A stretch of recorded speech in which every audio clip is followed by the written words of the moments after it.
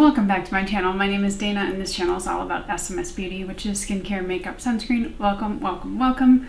I feel like I've not sat in front of this camera in a while and filmed, so I like skincare, I love sunscreen, I like cleansing balms, I like tubing mascara, and I like skin tints. If you like any of those or all of those, you have found the place. Please do subscribe and like this video if you do like it. I really appreciate it and it does help my channel immensely. But today, we're gonna just get into the video because I've got a few products to talk about. They are all right here. These are the new products. I was just looking at the 66 on the back. These are from Community 66, that's the brand's name. I just stumbled upon them on Sephora, as one does who is on the Sephora website too often, as I am.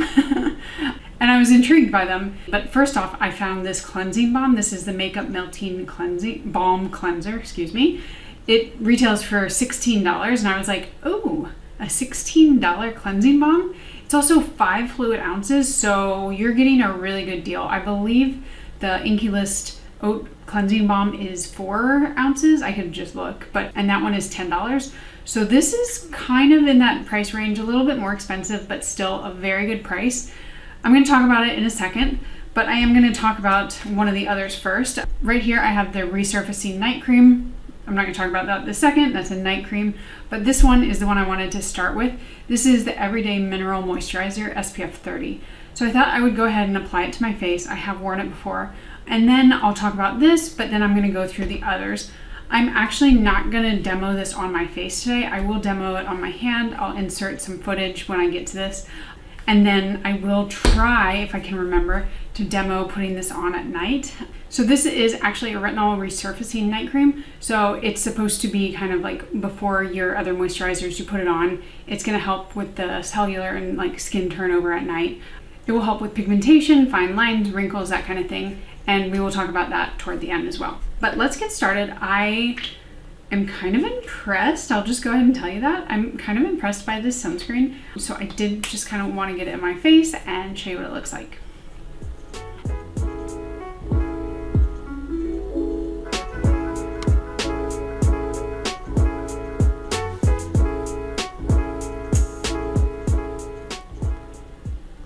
Okay, so this, I'm going to be putting it into my 1/4 teaspoon. It's got a thicker consistency. You can see like it's not going anywhere. I'm going to zoom you in though so you can see it applied. So this retails for $30 and I always try my best before I forget to apply it at first in a small thin layer. I like to dot it on. This kind of evens it out. It doesn't make it too heavy in certain areas.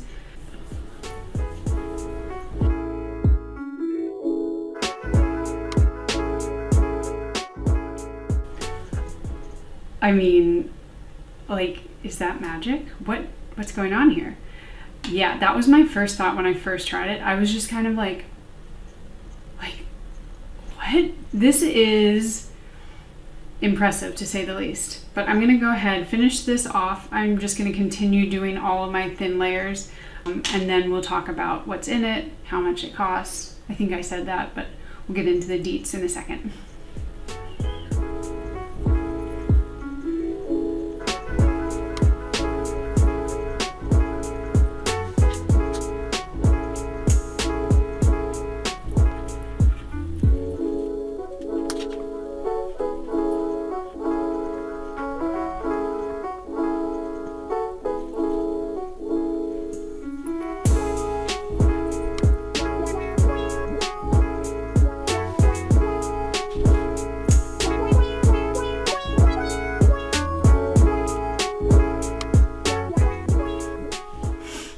Okay, so there's a little bit of a cast for sure. I'm definitely seeing it a little bit more on camera than in person, but it's there. I'm not going to tell you that it's completely invisible. I think I've never seen a completely invisible mineral sunscreen that's not tinted. It's just kind of not in the nature. And especially when it's in this consistency of cream formula, it's just a little bit harder. But this is pretty close to great for like light medium to light and fair skin tones. You're gonna have a cast if you have a deeper skin tone. It might be gray, it might be a little bit more ashy. I can't necessarily say on my, because I don't have that or skin tone, but For those that can kind of pull it off, which is not always even me, you might really like this. But I'm going to let it sit for 5 minutes. That's what I like to do. I have no other skincare on because this one is really a moisturizer. It's got lots of oils and butters. I think butter in it. I'm going to tell you in a second. But it's definitely quite thick. So let's let it sit, kind of like marinate for a little bit, and then I'll come back and talk more. All right, we're back. I let it sit for a few minutes, and it's definitely, like, it doesn't set down. It's not going to be a matte sunscreen or moisturizer by any means, but it doesn't feel as greasy as some. It feels like a moisturizer for drier skin. So if you have dry skin, I think it's going to soak it up. I think it's going to do wonders maybe for your skin. Now, if you have more oily skin, it could be a little rich, or maybe only something you use in the winter. For me, I have pretty normal skin. I live in a hot, humid climate, so in the summer, this is a lot for me during the day. I could use this maybe like if I'm going to be in a highly air-conditioned room or in the winter, but I do really like it. I think it's one of the better cream, mineral, non-tinted sunscreens I've tried in quite a long time.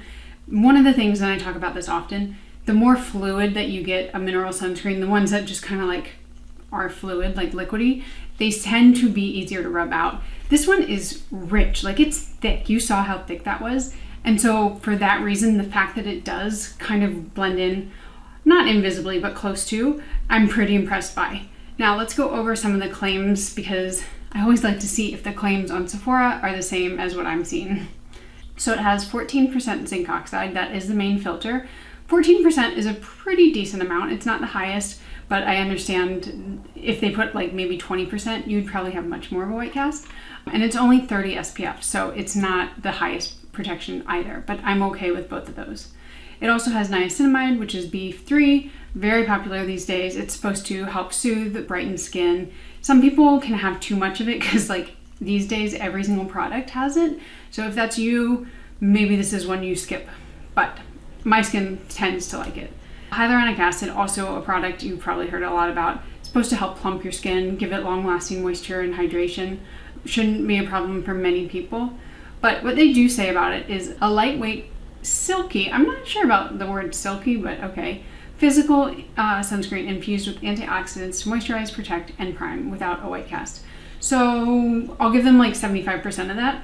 There's going to be a white cast on deeper skin tones. I don't know why they don't say that, or like, I don't know, like it's not that hard to just be honest.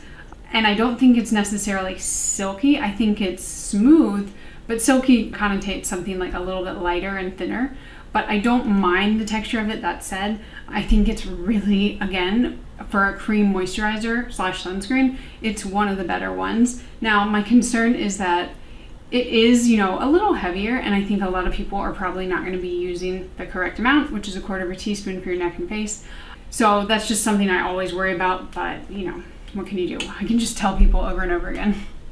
So I think I said this already, but it is the typical amount, 50 milliliters or 1.7 fluid ounces. And other than that, there's pretty much nothing else to it. It's fragrance free. It's pretty standard, pretty generic, $30. If you are looking for something that has kind of those boxes checked, this would be a good one, especially for drier skin types. I really think that that is kind of key. For me, it would be something, like I said, that I use more in the wintertime or when I know I'm going to be in a very, very like cold, dry climate or air conditioning. So let's move on to the next two products. So I have the Resurfacing Night Cream. I think on the website it says Retinol Night Cream, but that's what this is. This one is $35, which is pretty cheap. It's the same packaging. These are all pretty standard, kind of a little boring packaging, but okay.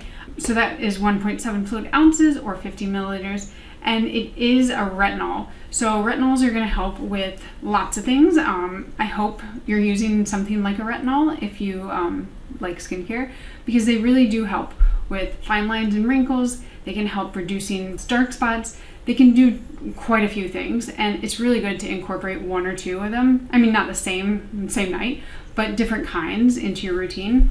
But this one, I put it on last night, and I felt like instant not tingling in a bad way, but like just a little like most slight tingling. I can't talk.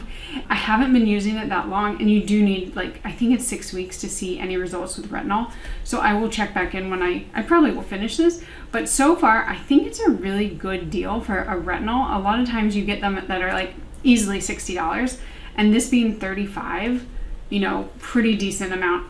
It's also not supposed to be super irritating on your skin. While I felt something, I've felt other types where it's just like, I feel like my skin is gonna fall off my face. I did not feel that with this one. As far as other ingredients in this, it also has ferulic acid, which you'll see a lot of times with the vitamin C. Ferulic acid is also supposed to help reduce the appearance of fine lines. And then we also have licorice root extract, which is one of the best extracts out there. It also helps to brighten skin and help reduce the signs of pigmentation and dark spots. So those are some stellar, like, main ingredients. The rest of it, I would say that their ingredient list is pretty damn good as well. Another thing about all of these, and I don't think I've said that so far, they're all unscented. So it's a pretty sensitive, skin-friendly line. I believe this one is too. Yeah, they just smell like the sunscreen smells kind of like a sunscreen, not in a bad way. And then I didn't smell anything with the retinol moisturizer, and the cleansing balm I've also not smelled at all. So let's jump into this bad boy. This is the reason I bought it. This is 5 fluid ounces or 150 milliliters. And like I said, it retails for $16. This is what drew me into the brand. It's also kind of the one that I have been the most disappointed with. It does its job, but it's heavy, it's thick. It kind of leaves a film on your skin. If you have drier skin, that could be okay. But for me, when I use this, I have to double cleanse. Like, I just can't not, because I do feel like there's a film left on, and it takes a long time to get even the cleansing balm off, which is not my favorite. I'm going to insert some clips right now of what it looks like when I apply it on my hand. I'm not sure if they're going to show you exactly what I mean, but it's just really, really thick and like a little hard to get off.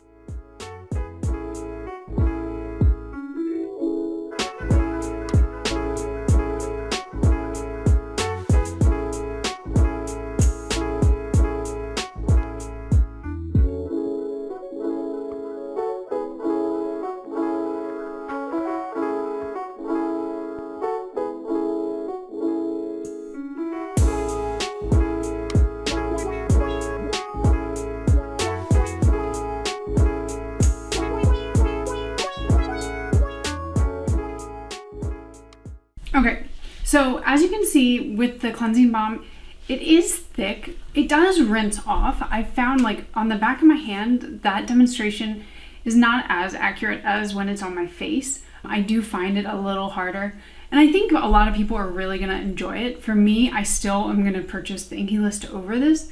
I just think that one is perfect for like a very cheap cleansing balm. This one, I do hesitate when I use it because I know, like, okay, if I'm in a rush, I probably am gonna have to double cleanse, and I don't always double cleanse if the cleansing balm does a really good job. But I think a lot of people are really going to enjoy it. Am I going to say it's my top cleansing balm? No. I've tried so many cleansing balms that it's just not rising to the level. And while it is thick, it does have like a creamy texture compared to some, but not as creamy as, I'm like thinking of the Juno & Co., the House of Joseon. The Inky List is not as like silky smooth, but those are like butter, like so smooth. This one is kind of like in the middle ground where it's not hard, but it's not my ideal consistency. Does it get the job done? Yes, absolutely. But for me, it leaves a bit of a film and is a little hard to rinse off on my face. So it's just not as high on my list. But I think if you're looking for something with a really good ingredient list that's affordable from Sephora, this is like one of the few. So I would recommend it for those reasons. I just don't think it's gonna rise to the top like 3 in my list. But it's a good option to have for sure. So overall, I'm incredibly impressed by the brand. I'm actually impressed by the 2 products that I like kind of wasn't expecting to like as much. These 2, the sunscreen and the retinol night cream, and then the cleansing balm I will continue to use. I do like that it has the squeeze pump. That's so convenient. Like, I wish they all came like that. But I'm gonna probably try out some more of them. So if you're interested, let me know. Maybe go take a look at the Sephora website and let me know which ones you're thinking of or which ones you want to hear from. about. And I'll see if I can review those as well. But I am going to end it here, and then I'm going to insert a clip at night. I am going to go out to dinner on a date with my husband, and I'll show you guys actually, you know what? I'll show you me taking the makeup off with the cleansing balm, because I think that is useful. And then I'm going to show you the retinol night cream. So those clips will be inserted here, and then we'll end the video. So I'm just going to sign off for now, but I hope you guys enjoyed this. It's been a while, maybe weeks, since I filmed the last kind of discussion on Community 66, and I did want to kind of sit with these products for a while, because I've said it before, like a lot of the skincare, especially like sunscreen, I pretty much have my theory formed and it holds true 99% of the time. But with skincare, I definitely need to use it more, which is why I try not to like throw up a video super quickly. But I did want to come back with my kind of final thoughts on this. Well, let's just start here with the Makeup Melting Balm Cleanser. I don't like this stuff. I will use it up. I will absolutely not be repurchasing it. It is, I feel like they got to like 75% and they're like, this is good enough. Let's just put it out. So first off, it's like oozing out the bottom. And the last time I used it, I opened it and it was just liquid, like running everywhere, which I've had that happen with these kind of like squeeze tube types before, but not this bad. Which is interesting because I also find that the texture of it is super hard. So like it doesn't compute to me that it's liquidy at one point and then like very hard and not easy to kind of like melt into my hands or my face. But all that aside, I can deal with that. I can just shake it a little. I can deal with that. It doesn't remove makeup. It does, but it leaves such a thick film on my face that like I absolutely know that one, I have to use it in the shower because it's so messy and like hard to get off. And two, I absolutely have to do a double cleanse, which is fine. Like I tend to do that anyway, but I don't want to have to. I just like, there are too many caveats with this. I just, I really wanted to like it. It's 5 fluid ounces and it's, I think, $15, but I definitely will not be repurchasing and I will use it up begrudgingly. Okay. The next two, let's start with the SPF. This is the Everyday Mineral Moisturizer.